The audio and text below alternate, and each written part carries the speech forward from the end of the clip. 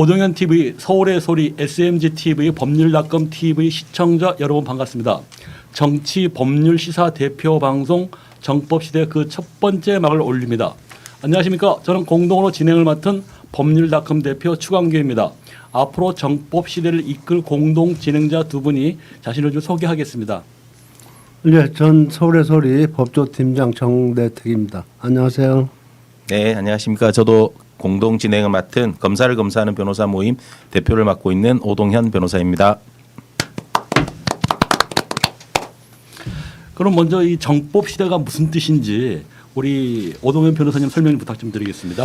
네, 방송 타이틀을 저희가 이제 정법시대라고 정했습니다. 이렇게 정법시대라고 하니까 저기 한남동에 있는 우리 또 유명하신 김 박사님의 스승이신 천공이 또 저것들이 무슨 짓을 하나 이렇게 또 눈살을 찌푸리면서 저희를 또 지켜볼 것 같습니다.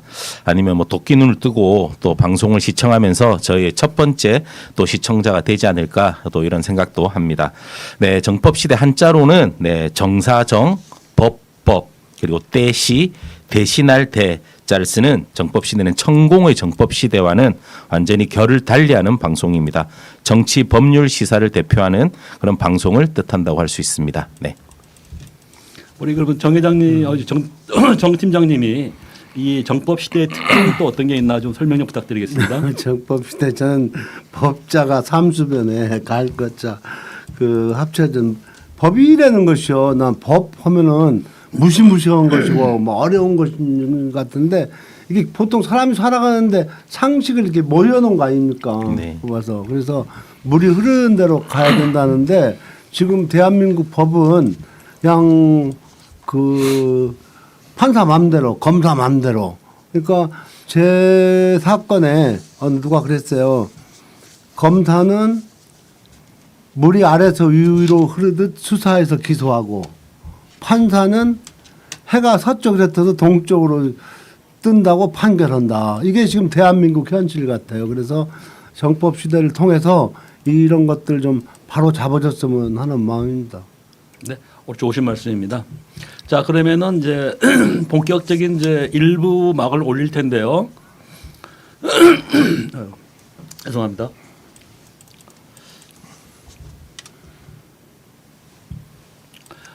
일부 순서는 이번 주 화제의 판결 그리고 다음 주 화제의 재판을 각각 살펴보는 코너가 되겠습니다. 첫 방송 이제 먼저 첫 번째 순서로 이번 주 화제의 판결 5분 브리핑입니다. 첫 번째입니다. 라인펀드 사건. 핵심 인물 김봉현 전 스타 모빌리티 회장으로부터 술 접대를 받은 검사에게 무죄를 선고한 판결이 대법원에서 뒤집혔습니다. 대법원 2부는 지난 8일 청탁금지법 위반 혐의로 기소된 검찰 출신 이주영 변호사와 나이업 검사 김봉현 씨에 대해 무죄를 선고한 원심 판결을 깨고 사건을 서울 남부지법으로 돌려보냈습니다. 대법원이 검찰 정권의 브레이크 없는 질주를 막아선 건 아니냐는 분석이 있는데 이 판결은 잠시 후 심층 분석해 보겠습니다. 두 번째 재판은 옹벽 아파트입니다. 산을 굴착에 만들어 대형 옹벽이 생긴 경기 성남시 백현동의 이른바 옹벽 아파트 시행사가 사용 검사 신청을 반려한 성남시를 상대로 낸 소송에서 최종 패소했습니다. 대법원 1부는 지난 9월 27일 백현동 아파트 시행사인 성남 R&D PFV가 성남시를 상대로 낸 사용 검사 신청 반려 처분 취소 소송에서 원고 패소 판결을 한 원심을 확정했습니다. 성남 R&D PFV는 백현동 아파트 사업을 주도한 아시아 디벨로퍼 등이 만든 특수 목적 법인입니다. 옹벽 아파트는 산을 굴착해 폭 300m, 높이 40에서 50m 규모의 옹벽을 설치한 뒤 지어졌습니다. 성남 R&D PFV는 아파트를 지은 뒤 성남시에 사용 검사를 신청했습니다. 성남시는 2021년 6월 옹벽에 붙은 커뮤니티 시설 3에서 5층을 제외한 개별 동에 대한 사용 검사를 완료한 뒤 시행사의 서류 보완 등을 요청했습니다. 한국지방공학회와 대한건축학회 안전성 검사 보고서를 제출하라고 한 것입니다. 하지만 시행사는 같은 달 단지 전체가 아닌 동별 사용 승인만 하는 것은 부당하다며 행정소송을 제기했습니다. 행정소송을 제기한 뒤인 2021년 8월 시행사는 다시 한번 성남시에 사용 검사를 신청하며 대한건축학회 보고서를 제출했습니다. 하지만 성남시는 같은 해 9월 옹벽의 계측 관리 등 유지 관리 계획서 재검토, 옹벽의 안전성 우려 상황 발생 시 이행 담보 방안 마련 등의 보완 요구를 시행사가 이행하지 않았다며 다시 사용 검사 신청을 반려했습니다. 이에 시행사는 또다시 행정소송을 제기했습니다. 1차 소송에서 패소한 시행사는 항소를 포기했고 2차 소송은 바로 수원고법으로 이송되어 진행됐습니다. 수원고법은 이 사건 사업계획 승인 조건에 절개지 사면에 대한 안전성 확보가 포함되어 있었지만 실제 설치된 옹벽의 계측기가 이런 조건에 부합한다고 보기 어렵다고 판단해 원고 패소 판결을 내렸습니다.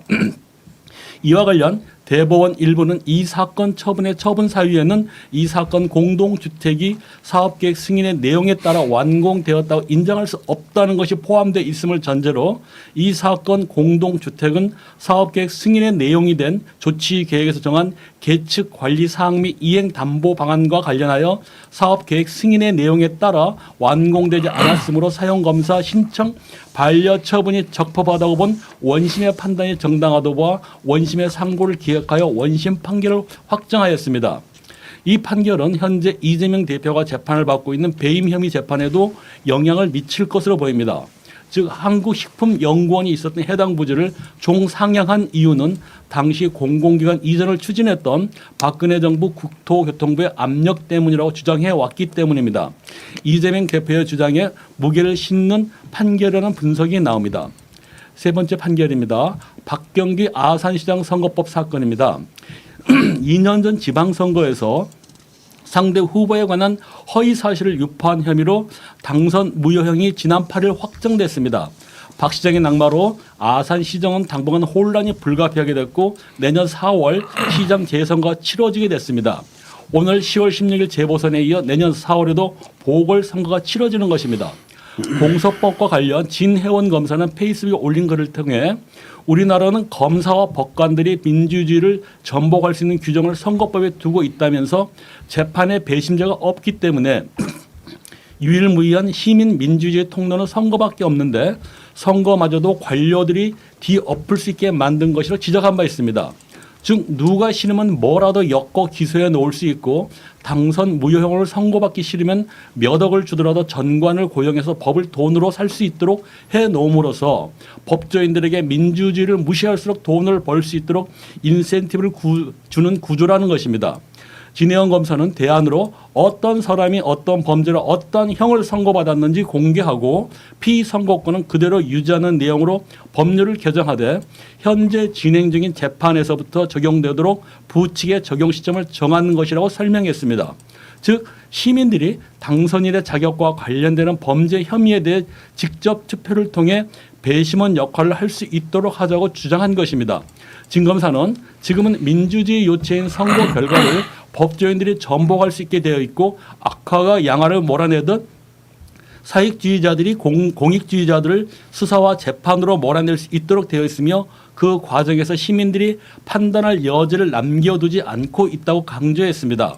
왜 선거 결과를 법률가들이 좌우하도록 두는지 국회의 자발적 노예화를 한탄한 것이죠. 진 검사는 이같이 말한 후 시민들의 자질을 믿고 시민들이 선거에서도 배심원이 될 수 있도록 시민들에게 선택권을 주는 것이 맞다고 주장했습니다. 진 검사의 주장에 정법시대는 열렬한 지지를 표합니다. 네 번째는요. 이번 주에도 그동안 이제 진행되어 온 재판 가운데 선고가 내려지는 사건들이 있는데요. 우선 한동훈 장관이 청담동 술자리 의혹과 관련해 김의겸 전 의원, 강진구 기자 등을 상대로 제기한 10억 손배소 사건 1심 선고가 오늘 16일 오전 10시 중앙지법 민사법정 356호에서 진행될 예정입니다. 앞서 청담동 술자리 의혹의 발단이 된 첼리스트는 지난 8월 21일 의혹 자체가 허구라고 법정에서도 강조했는데요. 첼리스트 A씨는 이날 서울중앙지법 민사합의 14부 심리로 열린 한동훈 국민의힘 대표의 손해배상 소송에 증인을 출석해 이같이 주장했습니다. A씨는 저는 태어나서 한 번도 그분들 직접 본 적이 없습니다. 라고 증언했습니다. 의혹의 핵심인 2022년 7월 19일에서 20일 윤석열과 한 대표가 청담동 술집에 온 사실이 없다고 재확인한 것입니다. 청담동 술자리 의혹은 형사사건도 진행 중인데요. 이와 관련 이와 관련 검찰은 지난 9월 12일 김의겸 전 의원 등 8명을 정보통신망 이용 촉진 및 정보 보호 등에 관한 법률 위반죄 등으로 재판에 넘겼는데요. 오는 11월 8일 오전 10시 30분 중앙지법 서관 524호에서 형사 13등에 진행하는 첫 번째 공판 기일이 열릴 예정입니다. 결국 1심 연사 사건을 맡은 중앙지법 민사합의 14부가 어떤 판단을 내리느냐에 따라 관련 형사 사건은 물론 다른 민사 사건에도 상당한 영향을 미칠 것으로 보입니다. 또 이 재판 결과에 따라서는 한동훈 대표의 정치적 행보에도 어느 정도 영향을 미칠 것으로 보입니다. 관건은 재판부가 김의겸 전 의원과 강진구 기자 등의 청담동 술자리 의혹 보도의 공익성을 따지면서 언론사의 표현의 자유를 어디까지 허용할 것인지 아닌지가 될 것 같습니다. 이날 선고 결과에 따라 한동훈 장관의 얼굴에 미소를 짓는 일은 없었으면 합니다. 사건의 진실 여부를 따라 언론의 자유는 폭넓게 보장되어야만 하기 때문입니다. 네. 이제 일부 순서인 메인 코너인 지난주 판결 가운데 정치 법률 시사와 관련된 사안을 가지고 심층 분석을 진행해 보도록 하겠습니다. 이번 주 판결문 분석은 5분 브리핑에서도 소개됐지만 라임펀드 접대 사건입니다. 정대택 법조팀장님께서 이 사건 개요와 그동안의 진행 상황 등에 대해서 설명해 주시겠습니다. 네, 그 라임 술 접대 전형직 검사 대법원 유죄 취지 파기환송 사건 말씀하시는 거죠? 그렇습니다. 네, 이 사건은 라임 사태의 주범 김봉현 전 스타 모빌리티 회장의 술 접대 사건입니다. 일명 대법원이 라임 사태 주범 김봉현 전 스타 모빌리티 회장으로부터 술 접대를 받은 전 현직 검사와 그 자리에 그 자리를 마련한 전관 변호사에게 무죄를 선고한 원심을 유죄 취지로 파기환송한 사건입니다. 이게 그러면은 이제 이 사건이 2019년도 7월경 서울 청담동에 있는 술자리에 라임 김봉현 그 라임 사태를 해결하기 위해서 뒷배질을 하는 그 검사들 그 담당 검사들을 불러가지고 술 접대를 하면서 그 금액이 114만 원으로 검찰은 수사해 가지고 부정청탁법으로 해서 이제 기소를 했는데 1심 재판 중에 그 옆에 잠깐 들렸다가 사람 둘을 띄어넣어 가지고 7명이 먹었다. 그래서 100만 원이 안 되니까 김영란법에 해당이 안 된다고 해가지고 1심, 2심이 무죄를 선고했던 사건입니다. 그런데 이번에 대법원에서 이건 잘못됐다. 유죄 취지로 파기환송됐기 때문에 귀추가 주목됩니다. 네, 네, 재밌는 사건입니다. 네. 네. 자, 그렇다면 오동현 변호사께서 이번 판결의 의미를 심층 분석해 주시기 바랍니다. 부탁드리겠습니다.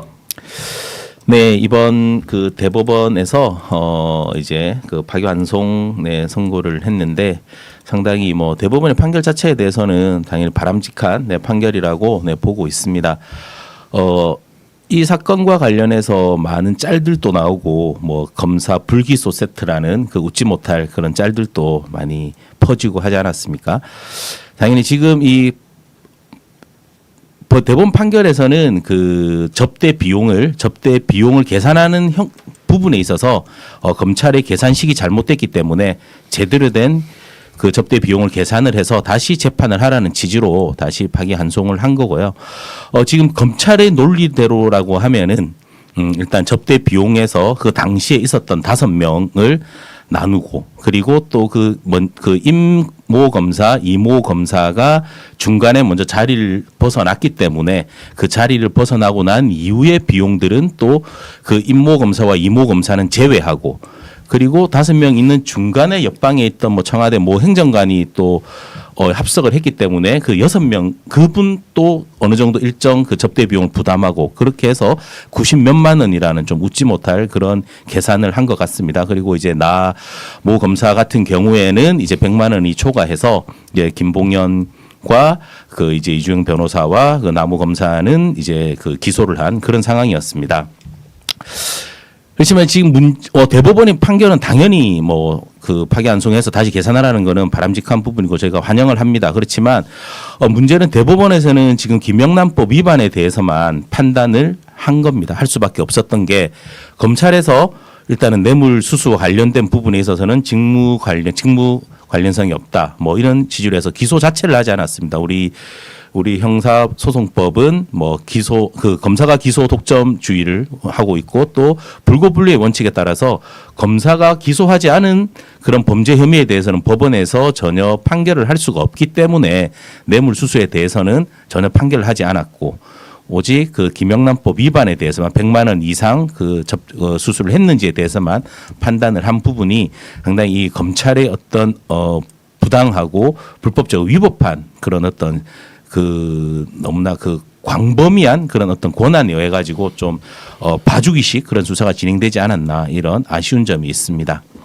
그리고 또 아까 좀 처음에 말씀드린 바와 같이 그 임모 검사와 이모 검사는 100만 원의 그 접대 비용이 100만 원이 되지 않는다고 해서 아예 기소 자체를 하지 않았습니다. 기소 자체를 하지 않았기 때문에 법원의 판단 대상이 되지 않아서 법원은 그 두 검사에 대해서는 전혀 판단을 하지 못하는 그런 상황이었습니다. 이런 부분들을 봤을 때도 우리 어떤 형사소송법에 있어서 기소 독점주의라든지 이런 부분들이 반드시 또 개정이 되고 또 폐지가 되고 검찰의 권한이 검찰 개혁을 통해서 검찰의 권한을 상당히 축소시켜서 정말로 공정과 상식에 맞게 어떤 법적 절차가 진행될 수 있는 그런 계기가 되었으면 합니다. 네. 관련해서 그러면은 당시에 검찰이 왜 그 김영란법 위반으로만 기소를 했을까요? 뇌물죄 성격이 더 강한 거 아닌가요, 그 자체가? 금액 자체가 적은 금액이 아닙니다. 한 530만 원 가까이 되거든요. 접대 네. 하루 술값이 530만 원 가량 썼습니다. 뭐 그 통계에 의하면은 우리나라 중위소득 계층 그 한 달 수입이 한 570만 원 정도 된다고 합니다. 그러니까 우리나라 국민들의 어떤 중위소득 한 달 소득을 하룻밤에 이렇게 접대를 하면서 소비를 했는데도 또 당연히 그 당시 현직 검사들을 상대로 또 그 수사 대상인 김봉현이 접대를 했음에도 불구하고 직무 관련성이 없다, 대가성이 없다 이런 취지로 해서 뇌물죄 자체를 기소하지 않았습니다. 그리고 그 특히 남호 검사 같은 경우에는 이 사건 2019년 7월에 접대를 받고 그리고 2020년 초에 이제 라임 수사팀으로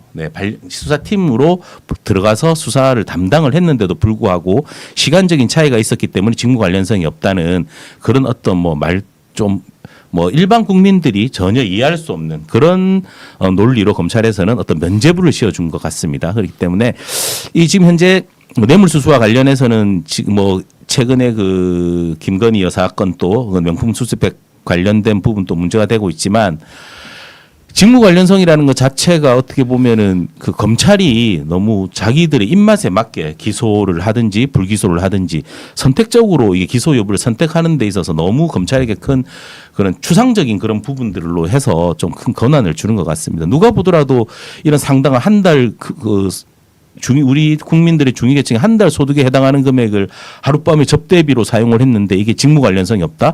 그러면 단지 어떤 개인적인 친분 아니면 좋아서 그렇게 술자리를 하진 않았을 거 아닙니까?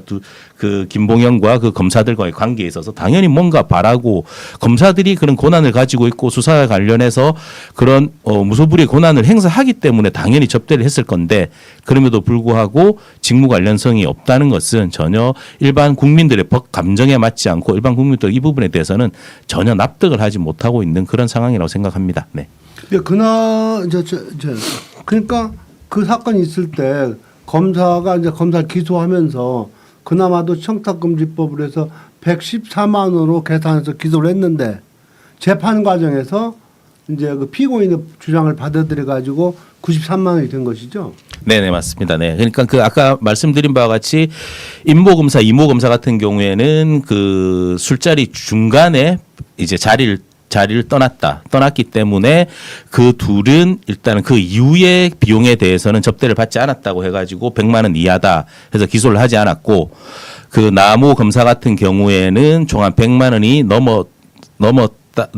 넘는 접대를 받았기 때문에 기소를 했는데 재판 과정에서 그 남호 검사와 변호인들의 주장이 그 이후에 그 옆방에 있던 그 전 청와대 행정관이 참석을 했고 그런 부분들을 계산을 하면은 한 90몇만 원밖에 접대 비용이 해당하지 않기 때문에 100만 원 네, 100만 원 미만이기 때문에 김영란법 위반이 아니다 이렇게 주장을 했습니다. 재판 과정에서. 그래서 1, 2심은 그 주장을 받아들여 가지고 무죄 선고를 한 거고요. 근데 이번 대법원에서는 다시 계산을 해라 뭐 그런 취지로 해서 다시 파기환송을 한 겁니다. 네. 유죄 취지 파기환송.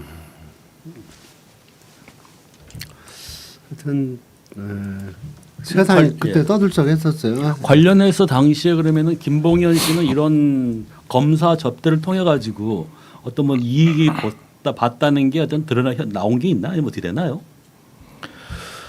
뭐 실제로 그 당시에는 뭐 본인이 이제 라임 펀드 사건이 이제 막 문제가 되고 이슈화 되고 할 때였으니까 그 부분에 대해서 편의를 제공해 달라는 목적에서 하지 않았을까 다들 그렇게 뭐 합리적인 의심을 하지 않습니까? 그 이후에 그렇지만 뭐 그 재판 과정에 있어서는 이제 뭐 워낙 드러난 것도 많고 피해 규모도 엄청나고 그러다 보니까 뭐 김봉현 같은 경우에는 재판에 도주도 하고 뭐 그런 부분들에서 물론 중형은 선고되었습니다. 그렇지만 이 당시에는 접대 당시에는 뭔가 검찰에 뭔가 편의라든지 뭐 어떤 수사 과정에 있어서의 어떤 뭐 좀 유리한 방향으로 진행을 해달라는 그런 어떤 목적을 가지고 했을 거라고 다들 뭐 합리적으로 그렇게 의심을 하고 있다고 봅니다. 네.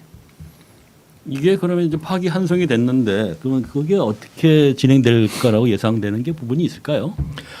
뭐 대법원에서 파기환송한 취지가 그 계산식을 새로 하라. 그 일단 그 접대 비용에 대해서 계산을 새로 하라고 한 거기 때문에 당연히 그 대법원의 그 취지에 맞게 이제 다시 항소심에서 다시 그 계산을 새로 해서 그 뭐 기소 내용에 합당한지 부합하는지 김영란법 위반 해당하는지를 판단해서 뭐 유죄 취지로 파기환송을 했기 때문에 뭐 이 부분에 대해서는 뭐 유죄가 나오지 않을까 생각합니다. 네.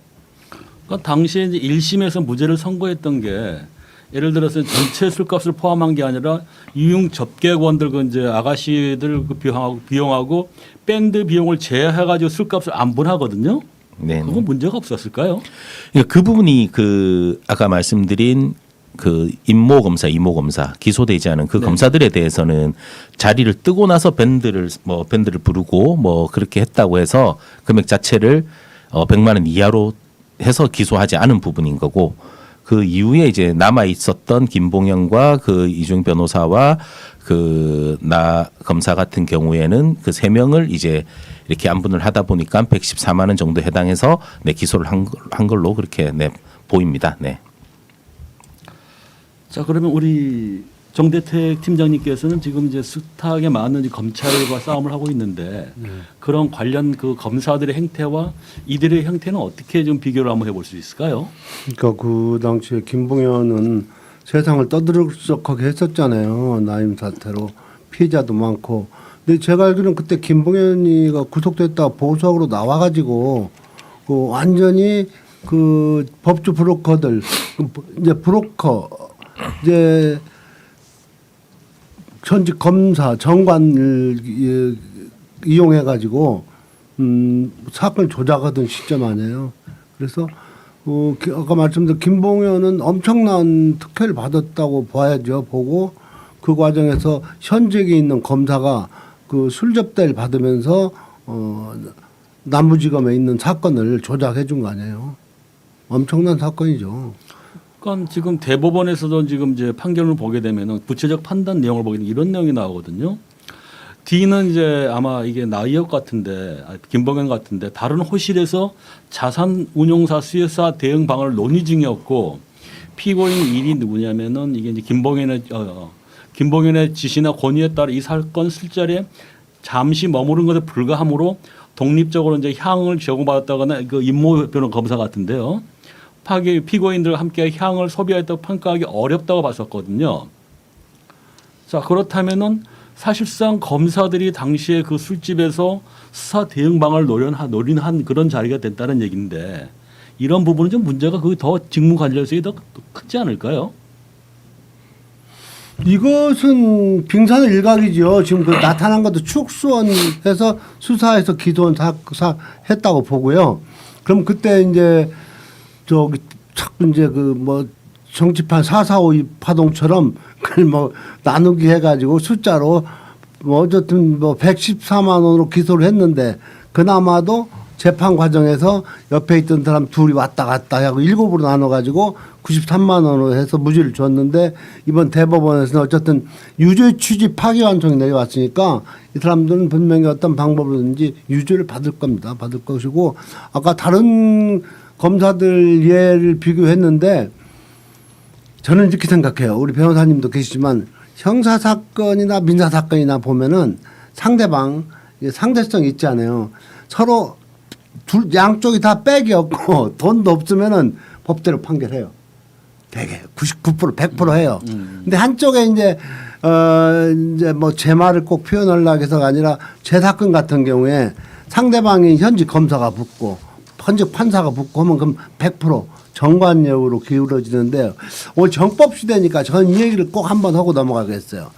헌법 103조는 법관은 헌법과 법률에 의하여 양심에 따라 독립하여 판단한다. 그렇게만 되면 좋은데 지금 판사가 뭐 성추행하고 뭐 성범죄도 저지르고 하는데 그런 양심 있는 판사가 어디가 있는가. 그래서 헌법에 그건 있는데 그다음에 형사소송법에 보면요.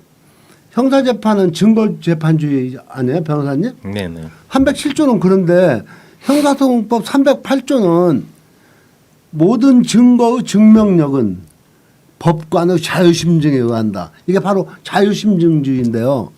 전 여러 군데 뭐 제가 한 20년 이 법정 투쟁을 하면서 그것은 악법이다. 이 법은 없어져야 된다. 그러면서 현직에 있는 판사들하고 대화하다 보면 현직 판사도 이해해요. 그 법의 악용될 소지가 많다. 그런데 그 판사 얘기는 뭐냐면은 형법에 없는 것을 판단할 때는 그 자유심증주의가 발동한다 이건데 유죄 이제 억울한 판결문을 보면 끝끝에 자유심증주의의 한계를 벗어난 판결로 볼 수 없다. 이게 나오죠, 변호사님. 네네. 그러니까 그 판사가는 이제 헌법에 보장된 양심에 따라 독립을 판결했다. 검은 걸 희닥해도 그 증거 증명력은 판사가 증명하기 때문에 이의가 없다. 이런 내용이거든요.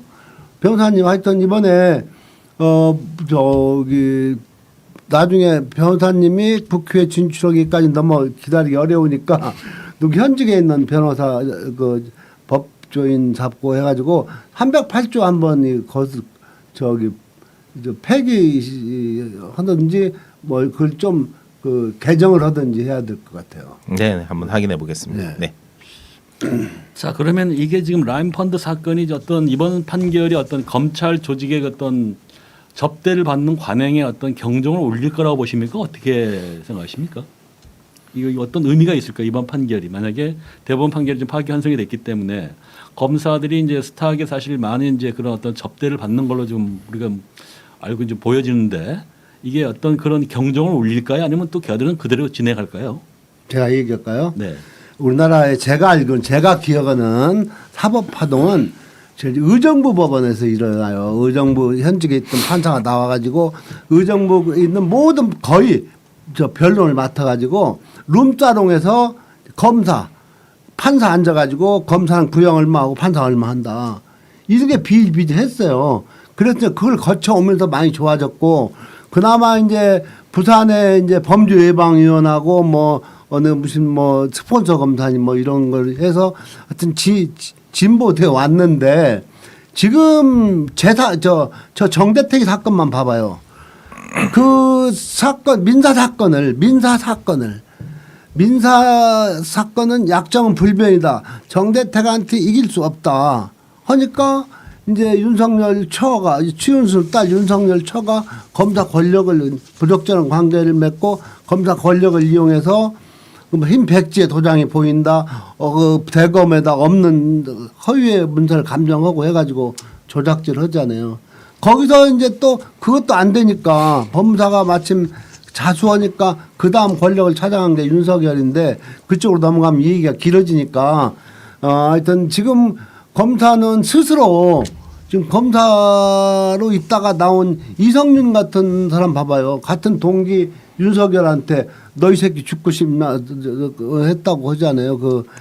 그러니까 두 가지예요. 윤석열과 검찰총장 하면서 그 도이치모터스 그 관계를 수사하려고 하니까 너 눈에 베이는 겁냐 이 새끼 죽고 싶냐 했고 한동수 감찰부장이 그 고발 사주 사건하고 그 총장 장모 의혹 대응 문건에 대해서 감찰을 하겠다고 그 윤석열이 방에 들어가니까 발 딱 책상 위에 올려놓고 저기 놓고 가라고 하고 뭐 막말하고 했던 거 이것은요 특수부 지금은 거의 99% 그 조작해서 상대방에게 유죄를 이제 기소하고 그나마 형사 재판에는 형사 검사들은 나름대로 이제 그 자범들 하면서 법에 따라서 이문정 검사 같은 사람들, 진해원 검사 같은 사람들 뭐 그렇다고 봐야죠. 뭐 다 그렇다는 건 아니고. 뭐 제가 생각에는 이번 대법원 판결이 일단은 그 접대 비용이라든지는 계산하는 시기에 있어서는 어느 정도 의미가 있다고 보지만 크게 달라질 것 같지는 않습니다. 그 이유가 앞에서도 말씀드린 바와 같이 일단은 법원은 검사가 기소를 해야지 사건을 맡아서 재판을 진행하게 되는데 이 사건에서도 그 이모 검사 같은 경우에는 그 희대의 그 불기소 세트라는 그런 정말 아무도 이해하지 못하는 기발한 계산식으로 해서 일단은 불기소하지 않았습니까?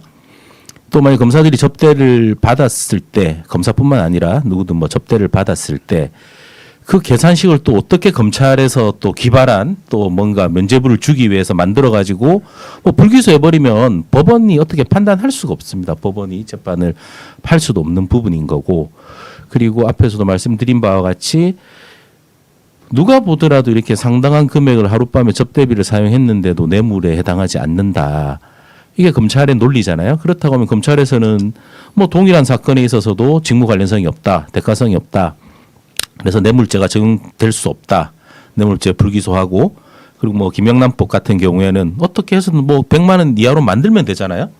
뭐 검찰이 기발하게 또 뭐 이렇게 출입 시간이라든지 뭐 술자리에 뭐 이런 식으로 따지면 화장실 간 시간까지 다 포함시켜야 되지 않겠어요? 지금 검찰이 지금 계산은 동일하게 그동안 있는 시간에 동일하게 n분의 1로 나누는 형식의 계산인데 일반적인 그런 계산인데 뭐 지금 이와 같이 먼저 자리를 뜨고 뭐 그런 식으로 해서 계산을 한다고 하면은 뭐 전화 통화하러 나가고 화장실 가면서 나는 몇 잔 덜 마셨다. 뭐 그렇게 주장하면은 그 부분에 대해서 계산하고 해서 또 100만 원 이하로 내려보내고 뭐 그리고 실질적으로 접대하는 사람이 내가 다 마셨다. 뭐 그런 식으로 가버리면은 뭐 아무 의미 없지 않겠습니까 이게? 그러니까 지금 제 마무리 드리면은 저는 그래서 검찰 개혁과 관련해서 기소 독점주의 이 부분이 가장 큰 문제인 겁니다. 너무나 큰 무한한 권한을 검찰에게 줬기 때문에 뭐 검사가 문제 삼지 않으면 불구불리 원칙에 해가지고 아무도 뭐 법원에서 판단도 하지 못하는 이런 너무나 무한한 권한을 검찰에게 주었기 때문에 검찰이 이런 식으로 뭐 장난질을 할 수 있는 그런 법으로 이렇게 그런 권한을 줘버린 거잖아요. 그러니까 이런 부분들이 해결되지 않는 한 이 대법원 판결이 이래 나왔다고 하더라도 검찰의 어떤 그런 뭐 장난질은 계속될 거다. 저는 그래 생각을 합니다. 네. 우리 최 대표님 말씀은 이제 그 검찰의 조작질보다도 이제 이런 검사들의 행태에 대해서 이제 검사가 이제 룸사롱에 가서 이제 그렇게 고가의 술 접대를 받고 하는 것은 없어지지 않겠느냐, 좀 위축되지 않겠느냐 그런 것도 고려하시는 건가요? 그렇죠. 그 부분이 좀 아무래도 이제 좀 꺼려는 마음이 생기지 않을까 해가지고 이런 판결문이 자꾸 이제 쌓임을 해가지고 불고불리 원칙이 있다 하더라도 결국은 이제 그렇게 하게 되면 언제 처벌받을 수 있다. 사실 그 남호 검사 같은 경우 그때 이제 제가 취재를 했었는데 이분이 굉장히 겁을 당시에 그 취재하는데 굉장히 이제 한마디로 겁에 질려 있다 할까요? 그러니까 굉장히 경계한다 할까. 자기들도 그 죄가 된다는 걸 알고 있는 거죠. 그러니까 상당히 이제 그 저자세라 할까요? 응답하는 게 뭐 그런 태도를 보이셨던데 글쎄 지금 이번에 그래서 이제 이번 판결이 이제 오늘 처음으로 저희가 정법 시대 첫 번째 방송을 올리면서 한번 이런 부분을 갖다가 좀 들여다보자 해서 지금 이제 말씀을 올리고 있는데요. 이게 참 우리 검사님들 보면은 그 전에 이제 뭐 변호사님이 잘 아시겠지만은 뭐 한 80년대 90년대만 하더라도 진짜 아까 의정부 같은 경우도 술집에 아예 그냥 퇴근하면 룸사롱 갔다 하더라고요. 네. 룸사롱 가가지고 변호사들이 사는 거니까 네. 변호사들이 이제 그러면서 자기들 술 먹으면서 피고인 누구 좀 뭐 이제 뭐 내일 선고야 봐줘. 뭐 이제 암묵적으로 네. 오가겠죠. 얘기를 절대 안 하지. 노골적으로 뭐 검사는 공판검사 구형 얼마, 판사는 얼마 선고한다는 거예요. 그렇게 거기까지 짰다는 거예요. 그러니까 말씀대로 지금 검사들이 각성해야 되는 것은 진짜 그 지금 우리 민심은 검찰청 없이 하는 거 아닙니까, 변호사님? 예, 검사들 지금 윤석열이가 정의로운 검사다. 윤석열이 수사한 거 전부 한번 까야 돼요. 윤석열이는 정의로운 판결 수사를 한 게 아니고 억압적으로 저기 뭡니까 조작질해서 사람은 여주를 수사해 가지고 그럼 덮어 가지고 다 지금 기소 붙이고 한 거 아닙니까? 야는 하는 얘기 있잖아요.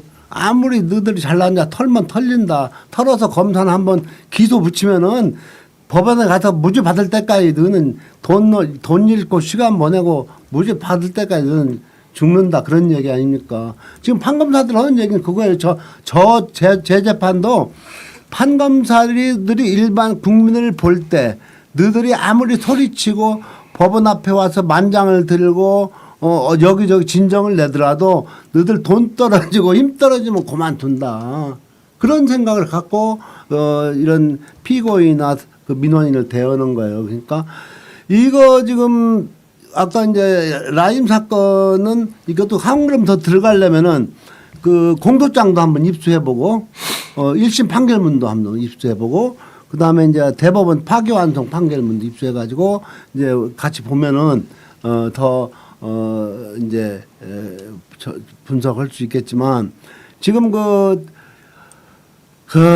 저기 법사위원회에서 검사 4명 탄핵하려고 하는 거 있잖아요. 네. 그 지금 나머지 이정석이니 뭐 다 했지만 지금 최근에 한 게 김영철이 아니야. 김영철 지금 북부지검 차장검사 저기 제 사건 그 문서 지워진 거 있잖아요. 나 최은순을 사문서 위조죄로 고소한 거 있잖아요. 얘가 불기소했어요. 처음에 불기소한 애는 김영철 검사가 이상용이고, 예. 네. 김영철이가 2008년도에 동부지검에 있었어요. 있어가지고 그때 이제 2008년도 8월달에 그 법무사가 자수하잖아요. 녹취록 까고 이건 위조된 문서라 그래가지고 그 새로운 증거를 붙여서 새로 고소를 했거든요. 그 주인 검사가 수사검사가 김영철이에요. 김영철이.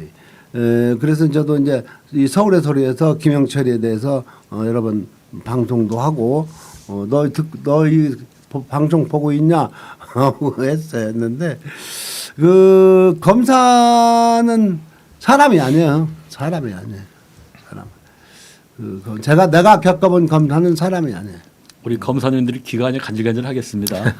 저는 뭐 저기 내가 겪어본 검사 있잖아요. 그 처음에 홍기철이라고 하는 검사가 있는데 제 사건에 이제 일반 사건은 다 검찰에 고발하면 고소 고발하면 경찰서도 수사 주의하잖아요, 변호사님. 네. 저는 처음부터 검찰 홍기채가 동부지검 홍기채가 형사 일부 검사가 이제 수사하면서 그때 이제 정관 뭐 안강민이 뭐 변호사를 들이대가지고 이제 했잖아요. 한 번 이런 일이 있었어요. 가니까 김충식, 최은순, 백윤복 셋이 있어요. 휴 대표님 알잖아요, 셋 다. 네, 다 알죠. 그런데 검사 보고 김충식 사익군 왜 불렀냐 그랬더니 홍기채가 내가 필요해서 불렀다 이거야. 이런 사익군 왜 필요하냐. 이 새끼 내가 법만 없으면 당장 죽이고 싶다 그랬더니 검사가 그 앞에서 죽이시오 하는 검사 있어. 그런 검사가 어디가 있어. 그 검사 말하다 좀 딸리면은 당신이 검사하시오. 그러고 이상용 보고 있냐 이 방송? 이상용이. 저도 이제 한번 그때 그 안소연 씨 있지 않습니까? 네, 안모 안소연. 씨. 네. 네. 그분이 이제 서울 고법에서 이제 그 재판을 재판할 때. 받는데 네. 제가 깜짝 놀랐던 게 엘리베이터를 타고 올라가는데 웬 여성분이 네. 붙어가지고 아주 곱살맞게 이제 아주 다정하게 네. 어머님 그러더라고요. 네. 나 누군가 했어요. 근데 그분이 검사야. 그 박진아 검사야. 이게 이분이 이제 그 직관을 해가지고 예. 원래는 이제 수사를 하다가 남부지검을 갔는데 예. 남부지검에서 이제 그 공판을 막기 위해서 왔더라고요. 근데 이분이 그 최은순 씨한테 어머님 하는데 난 진짜 난 자식인 줄 알았습니다.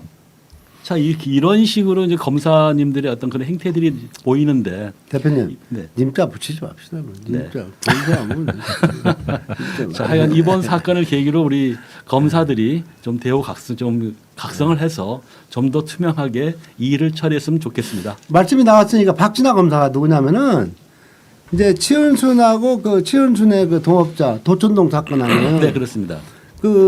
이 많이 남아요. 도촌동 땅이 16만 평을 38억에 산 거예요. 그럼 따져봐요. 셈 빠른 사람들. 38억에 사가지고 38억에 산 땅을 그 자리에서 잔금 주면서 48억 대출을 받아요. 신한저축은행에서 예, 예. 지금 바로저축은행. 이제 거기다 10억을 얹어서 대출을 받잖아요. 그럼 가지고 이제 잔금을 주다가 돈이 되니까 이제 안수현을 엮는 거예요. 10건애가 누구냐? 이상중이라고 얘도 이제 윤석열이가 최은순한테 소개해 준 거예요. 그러니까 노덕봉이랑 아시죠? 저 2년 지역 갔다 나오니까 저 보고 최은순이가 지 사위가 그러니까 윤석열이가 소개해 준 변호사인데 일반 변호사 열보다 낫다.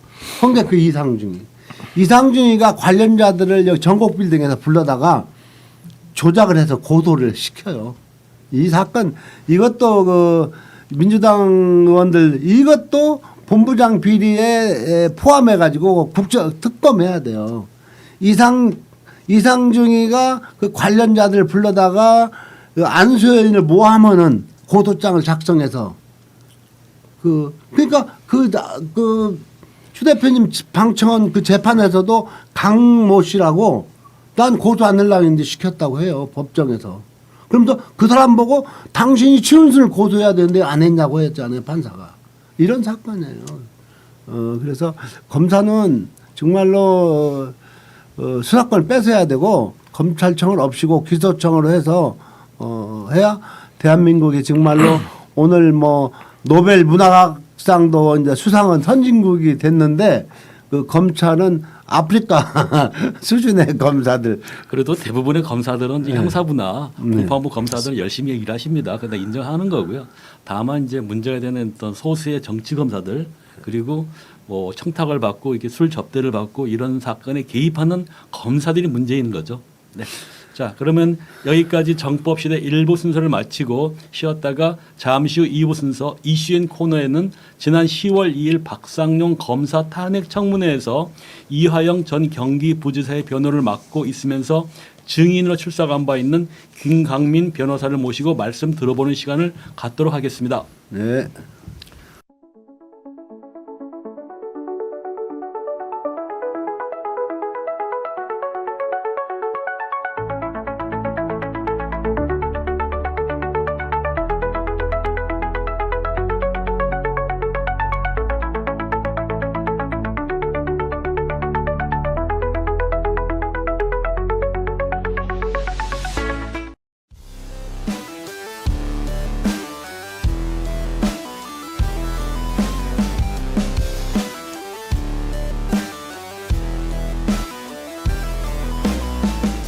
지금부터 정법시대 2부 순서인 이슈인을 시작하겠습니다. 참고로 이슈인은 한 주간 재판이나 법률과 관련한 화제의 인물을 모시고 심층적으로 살펴보는 코너입니다.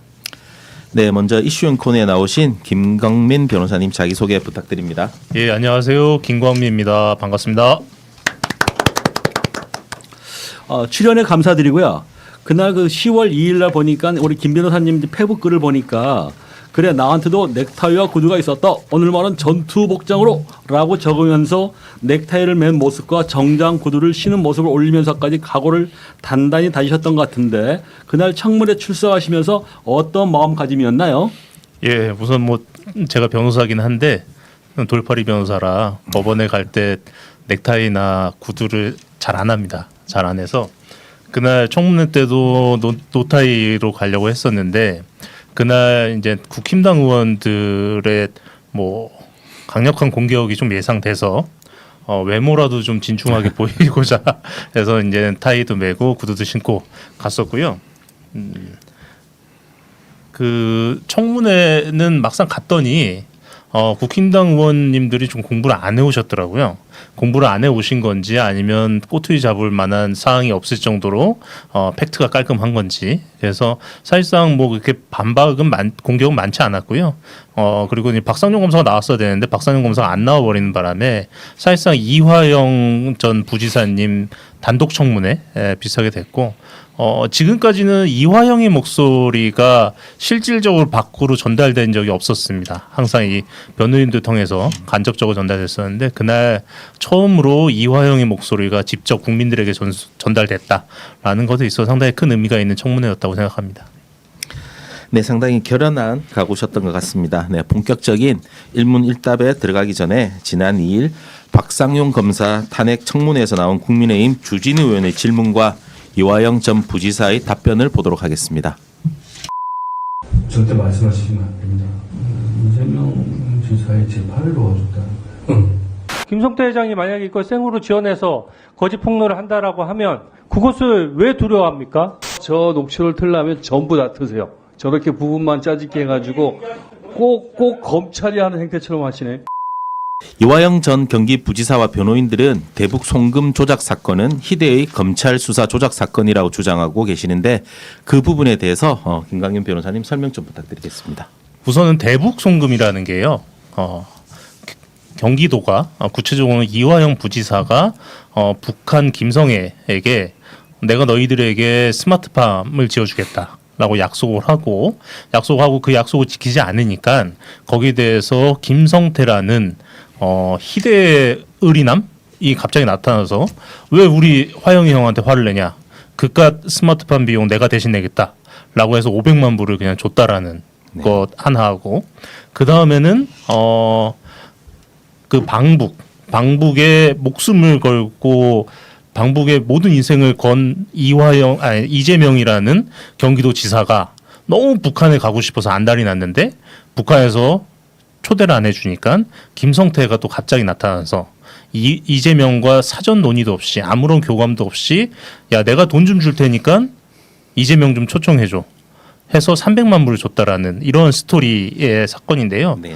우선은 사건 자체가 사실 성립이 안 됩니다. 나중에 좀 구체적으로 말씀드렸으면 좋긴 하겠는데 성립이 안 되고 존재할 수조차 없는 그 법률적으로뿐만 아니라 일반인의 상식으로도 존재할 수 없는 사건인데 이러한 사건이 김성태 등 쌍방울 일당의 아무 말 대잔치 그리고 검찰의 아무 말 대잔치의 사건화라는 과정을 통해서 수많은 압수수색, 수많은 사람들 구속, 그리고 수많은 쪼개기 기소를 통해서 지금 대한민국 역사에 남을 어마어마한 규모의 사건으로 변절돼 있는 사건이다 이렇게 생각합니다.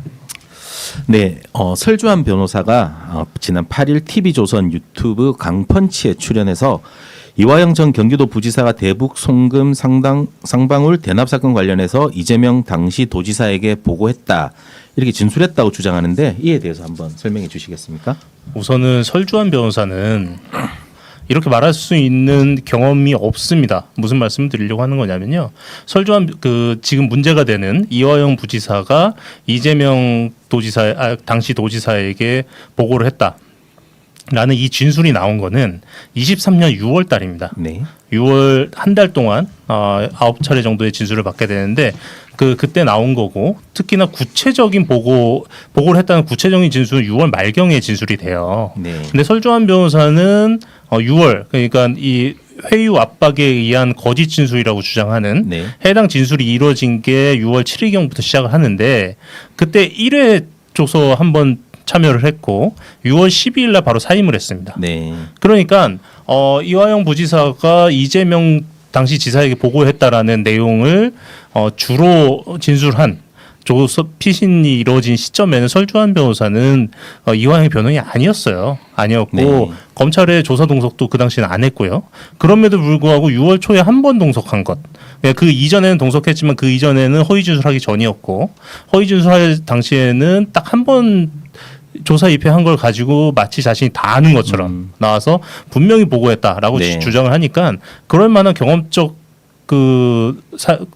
경험이 없다. 이 부분 좀 지적해드리고 싶습니다. 실질적으로 그럼 설주환 변호사는 이 사건 관련해서 이화영 전 부지사님의 변호를 제대로 한 것은 아니었다. 그런 취지신 거네요. 네, 맞습니다. 네네네. 그렇기 때문에 뭐 자세히 내용을 알지 못하는데 이런 주장을 하는 게 맞지 않다. 네네. 이런 취지신 거죠? 네, 알겠습니다. 그리고 설주환 변호사가 검찰청 술자리 회유 의혹을 제기한 김강민 변호사님을 허위사실 공표로 고소했는데 이에 대한 입장은 어떠신가요? 예, 이 부분 제가 좀 길게 말씀을 드려야 될 것 네. 같은데요.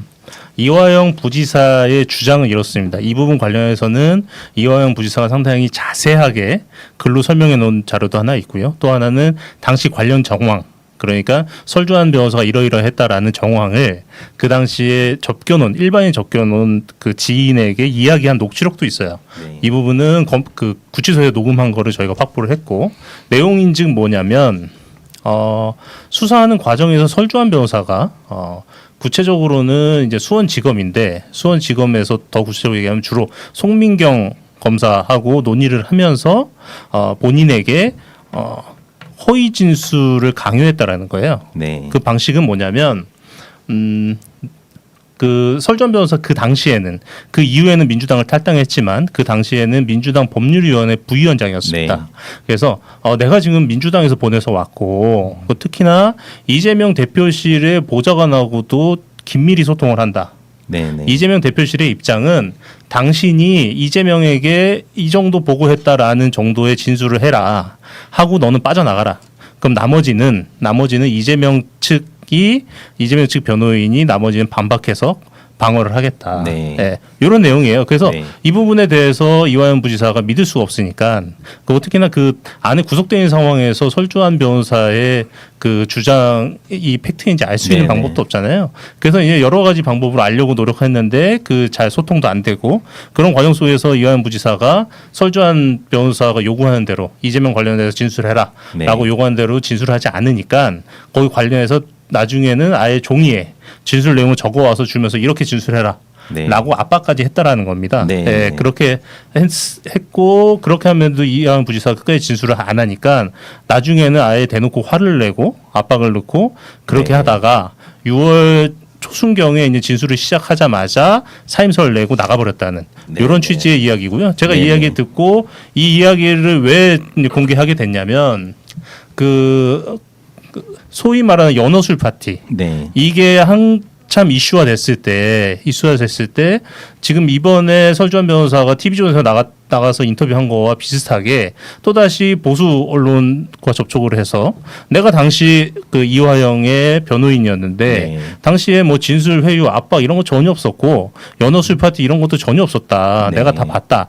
이런 식의 인터뷰를 검찰과 해버렸습니다. 네. 그리고 검찰발로 그게 보수 신문에서 대서특필이 됐고요. 네. 그래서 이 부분에 대해서 설주환 변호사는 이화영 부지사의 말에 따르면 이러이러하게 오히려 검찰과 협의하고 합작을 해가지고 이화영에 대한 압박을 한 양반인데 네. 이 부분 이 양반이 이런 내용의 주장을 하는 게 말이 되냐?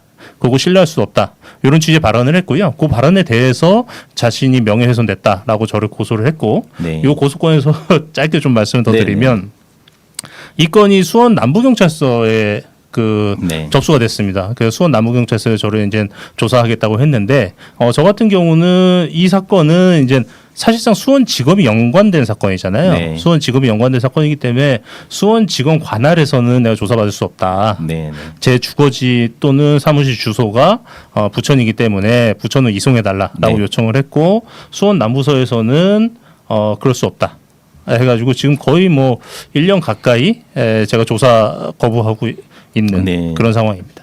뭐 남부서에서 특별히 이송을 안 해주는 이유가 이유는 있나요? 그겁니다. 예, 네. 제가 이제 그 변호사이면서 경기도의회 의원인데요. 네. 경기도의회가 수원 광교에 있습니다. 네네네. 수원 광교에 있기 때문에 그 현재지 현재지로 봤을 때 김광민의 현재지로 봤을 때는 네, 네. 수원 남부서도 관할이다. 네. 그렇기 때문에 수원 남부서에서 반드시 해야 된다라고 주장을 하는 거고요. 네. 여기에 대해서 저는 아니 그 경기도 의회는 회기 때만 가서 회의만 하는 곳이고 제 출마 제 지역구는 부천이다.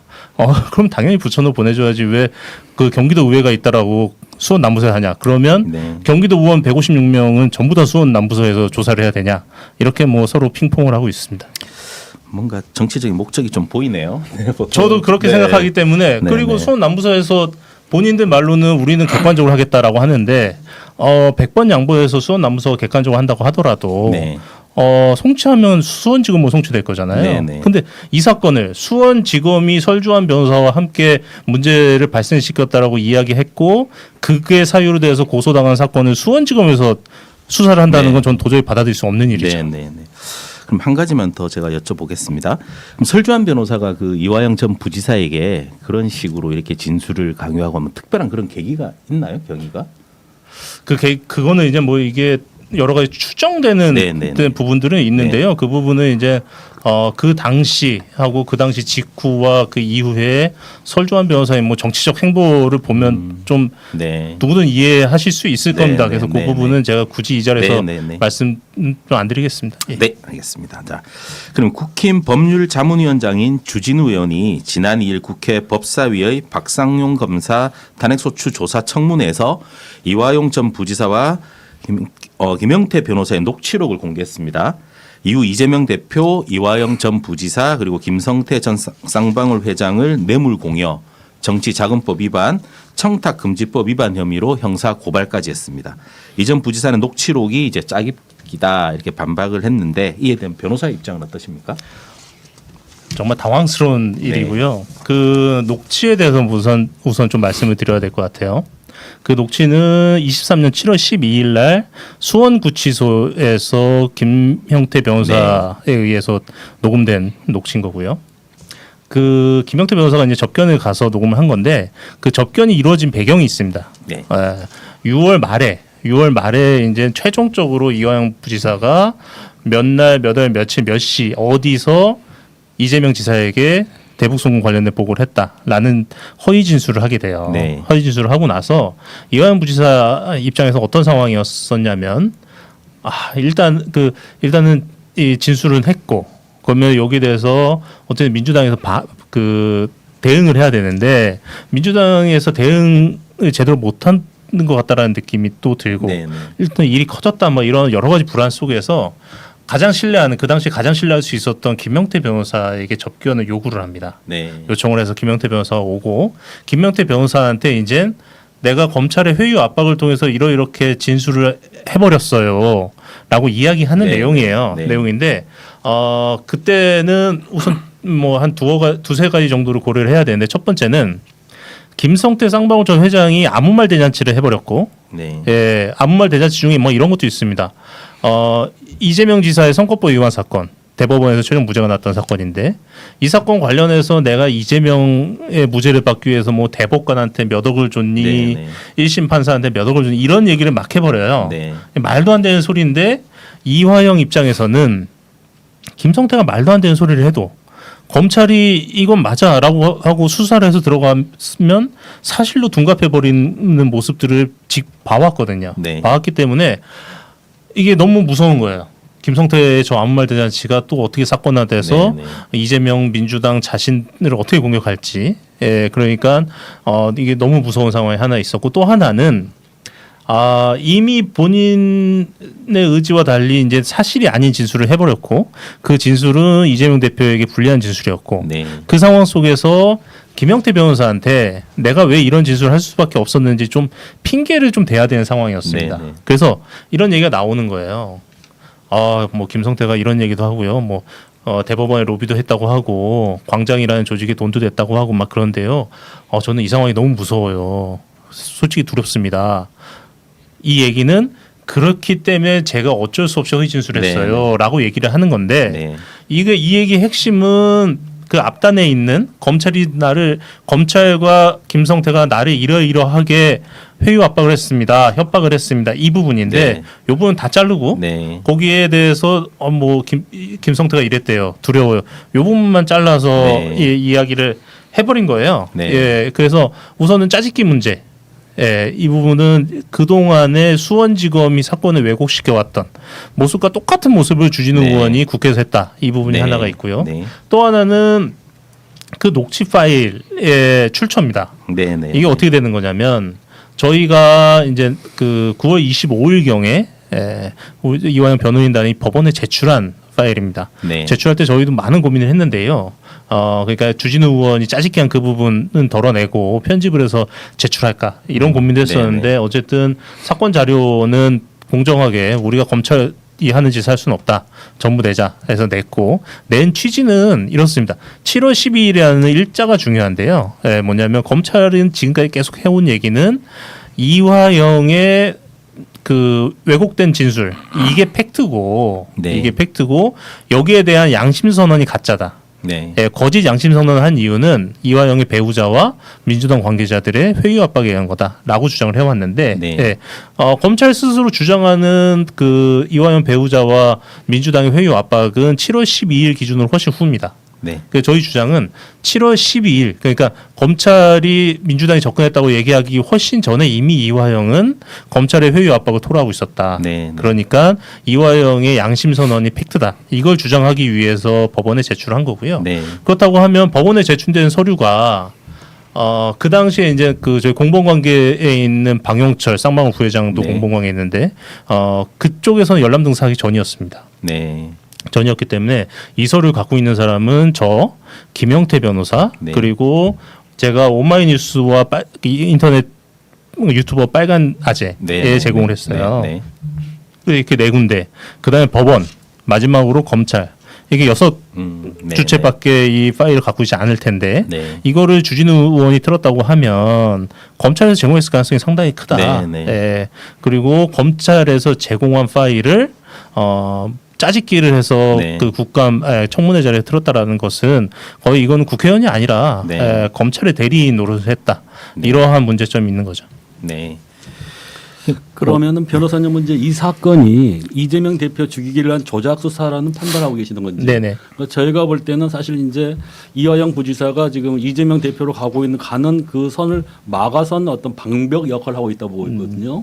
그러면 결국 이제 검찰은 그 뒷단에 있는 우리 이제 이재명 대표를 노리는 건데 이 부분에서 이제 그런 조작 수사라는 판단하시는 건가요? 네네.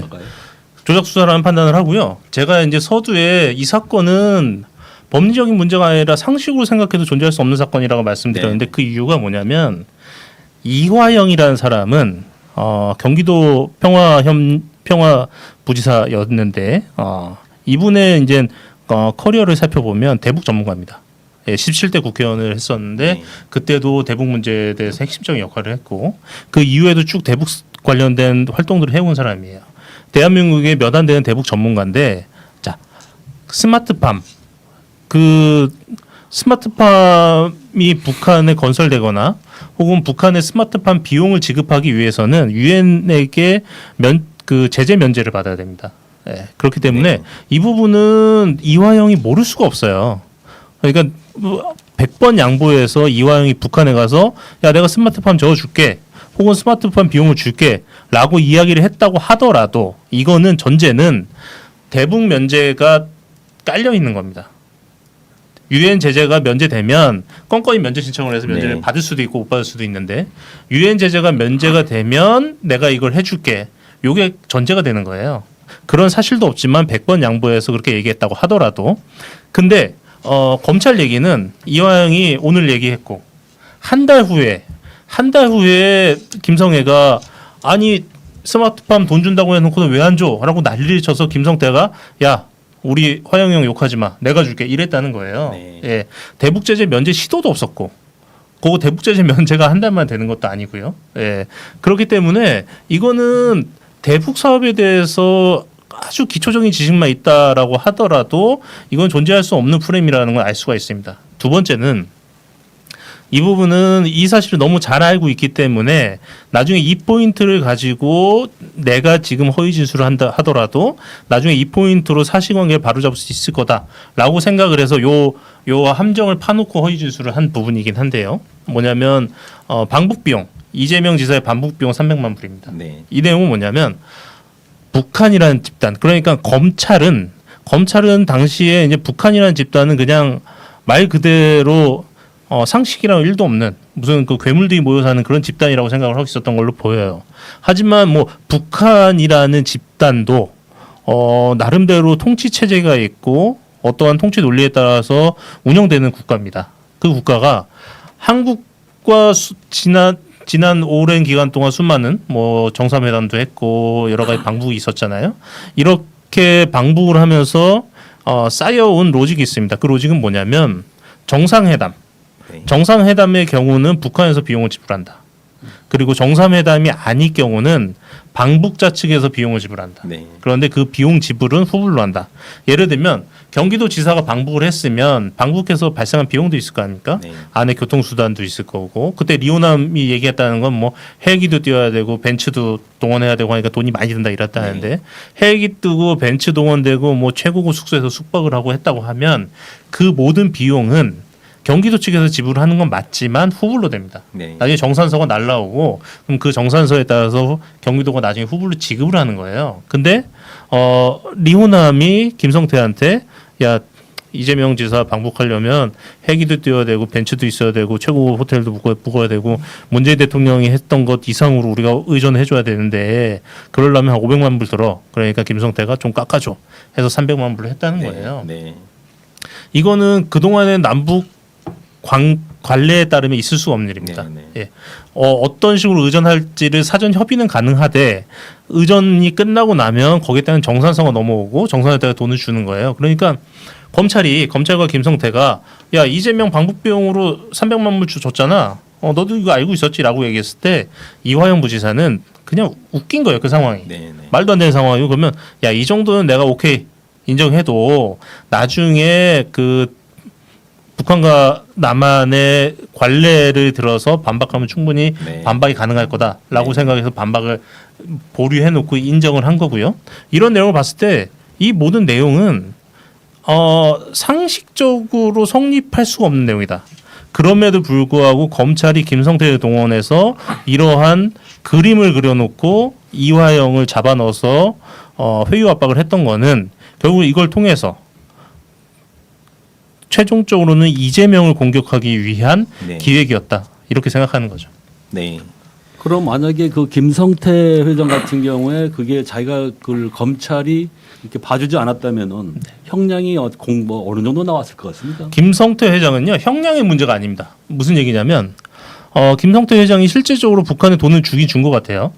주긴 준 것 같고 그 돈을 준 이유는 저희가 판단하기에는 나노스라는 회사를 대북 테마주로 만들어서 주가 부양을 하기 위한 목적 등이 주요 목적이었다고 보이는데 북한에 돈을 주고 특히나 북한 지도부에게 돈을 줬다라는 것은 유엔이나 미국의 대북 제재를 정면으로 위배하는 사건입니다. 그렇다고 하면 쌍방울이라는 김성태가 이제 회사 돈이 아니라 자기 돈을 했다라고 주장을 하긴 하지만 미국 입장에서 저 극동 지역에 있는 조그마한 대한민국이란 국가의 조그마한 쌍방울이라는 기업 오너가 우리의 제재를 무시하고 북한에 수백억 달러를 줬다. 이 내용이 밝혀진다라고 하면 이거는 쌍방울이라는 회사 자체의 존립이 문제되는 그 정도 수준의 문제예요. 네. 이게 외환 민바주의니 그 국가보안법 위반이니 해서 김성태 개인에게 들어갈 형량의 문제를 떠나서 김성태의 전 재산인 쌍방울이나 기업 자체가 날아갈 수 있는 그런 상황이고 이런 상황을 지금 대한민국 검찰이 전부 다 카바쳐주고 있는 상황인 거죠. 김성태 입장에서는 개인적인 그런 어떤 처벌 수위뿐만 아니라 그동안 쌓아왔던 재산이라든지 상방울 기업에 대한 그런 위협도 있기 때문에 충분히 그런 회유에 의해서 이런 진술을 했을 수도 있다. 그런 합리적인 의심을 하시는 거죠. 그랬을 가능성이 매우 높고 실제로 그러한 모든 위험성을 검찰이 다 해치시켜 주고 있으니까요. 네.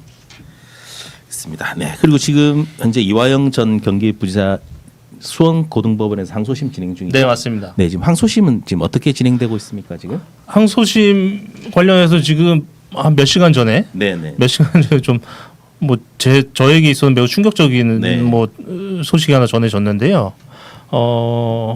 다음 재판이 7월 17일이고 네. 그 다음 재판을 24일로 지정을 했습니다. 10월 24일. 예, 예. 그런데 17일 재판에서는 이제 김성태 쌍방울 회장의 증인신문이 예정돼 있었는데 네. 오늘 갑자기 법원에서 성명이 날라와서 24일 날도 재판을 할 거고 네. 24일은 김모 씨라는 대북 사업가를 네, 네. 직권으로 증인 신청을 하겠다. 네. 그래서 재판부 20분 그 피고와 피고인과 검찰 20분씩 해서 1시간 증인 신문을 하고 네. 이날 변론을 종결하겠다.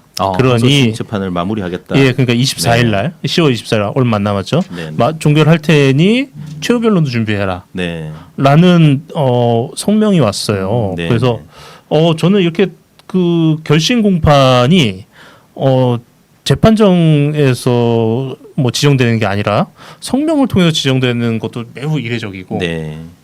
그리고 지금 항소심 관련해서 이슈가 상당히 많이 있습니다. 네, 예, 최근에 뭐 그 청문회에서 하동혁이라는 대북 네, 사업가가 나와서 필리핀에서 리오나에 안 왔다라는 증언을 한 부분도 있고 네. 또 하나는 뭐 연어술 파티 관련해서 쌍방울 쪽 그 법인카드 사용 내역이 네. 뭐 제출돼야 되는 부분도 있고 여러 가지 부분들이 있는데 지금 재판 시작한 지 3, 4개월밖에 안 지난 상황에서 네. 갑자기 이렇게 느닷없이 변론을 종결하겠다라고 네. 해버리니까 저희 일단 변호인 입장에서는 뭐 사실상 시쳇말로 멘붕 상황입니다. 네, 네. 예, 지금 해야 될 게 너무나 많은데 이 많은 것들을 아예 다 생략을 하고 네. 변론을 결심을 해버린다라고 하니까 이게 재판부가 어떤 의도가 있는 게 아닌가라는 네. 뭐 그러한 뇌피셜까지 생겨버리고 지금 이거 어떻게 대응해야 될지 이제 요 방송 끝나면 바로 네. 저기 변호인들끼리 모여가지고 좀 긴급 회의라도 해야 될 것 같은 그런 상황입니다. 네, 지금 1심 이후에 이제 새로 밝혀진 부분들도 많이 있고 해서 항소심에서 좀 다퉈야 될, 준비해야 될 부분들이 많이 있는 많이 있습니다. 상황이잖아요. 예. 예. 그런데도 불구하고 법원에서 성명 준비 명령으로 24일 결심하겠다. 네. 네, 그렇게 지금 오늘 성명 준비 명령이 날라왔다. 그렇습니다. 이 말씀이신 예, 거죠? 예. 네, 상당히 이례적이네요. 이례적이죠. 네, 네, 네.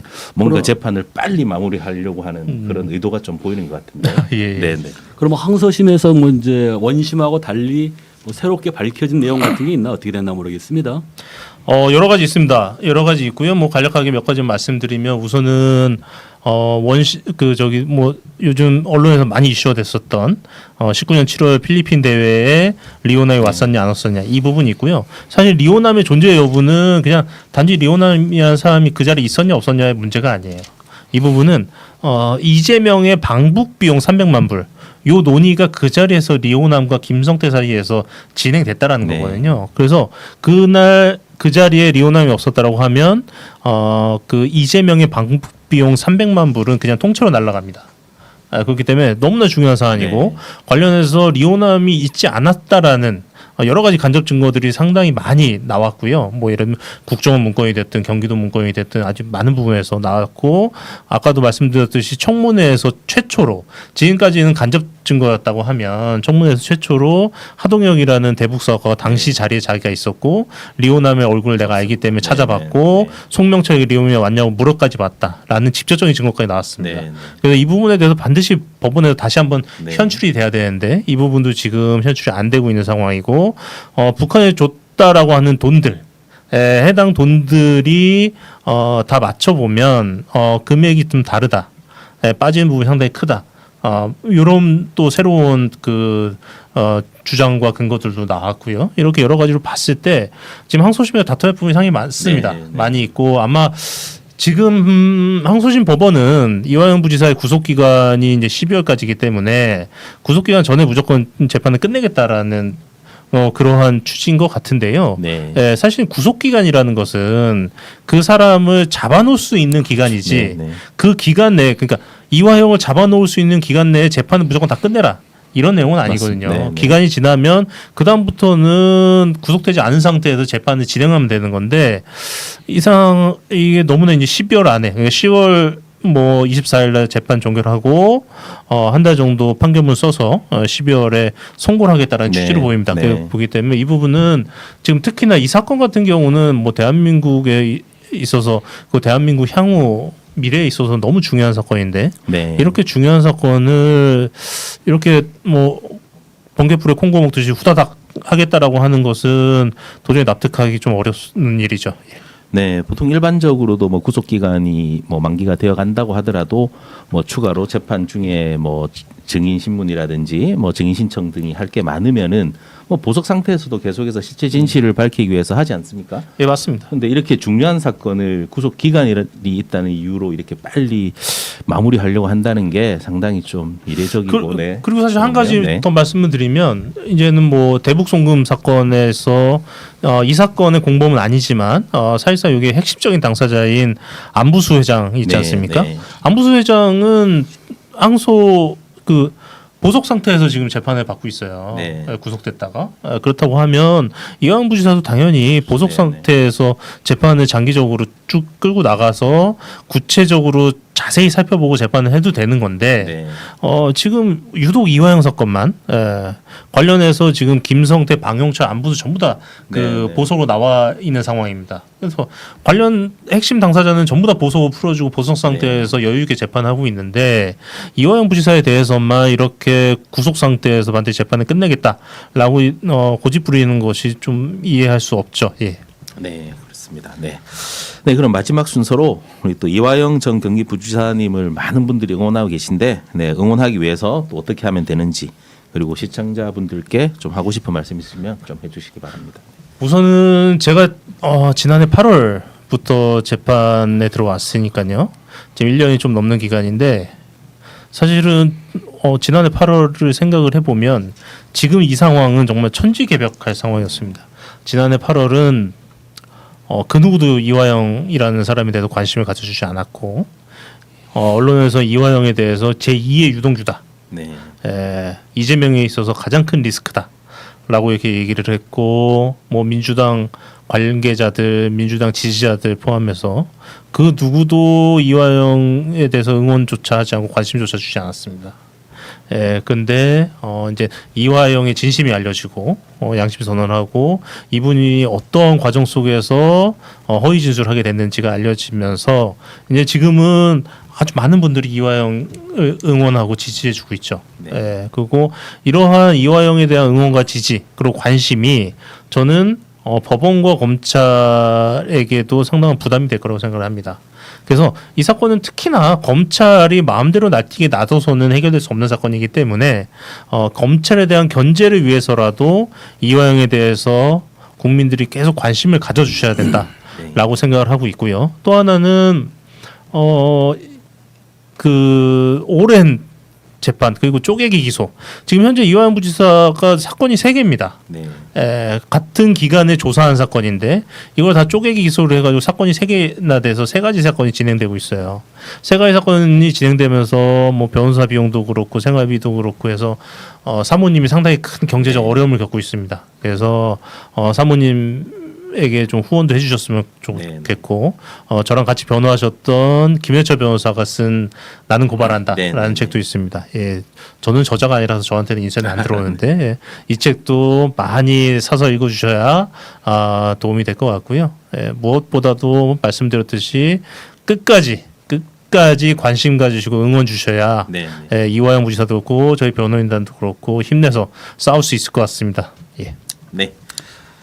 자, 오늘 출연해 주신 김광민 변호사님에게 감사드리고요. 앞으로도 항소심에서 진실을 밝히기 위해 수고해 주십시오. 저희가 도울 수 있는 일이 있으면 얼마든지 힘을 보태도록 하겠습니다. 이상으로 정법시대 첫 번째 방송을 마무리하도록 하겠습니다. 다음 주에도 이 시간에 시청자 여러분을 만나 뵙도록 하겠습니다. 감사합니다. 감사합니다.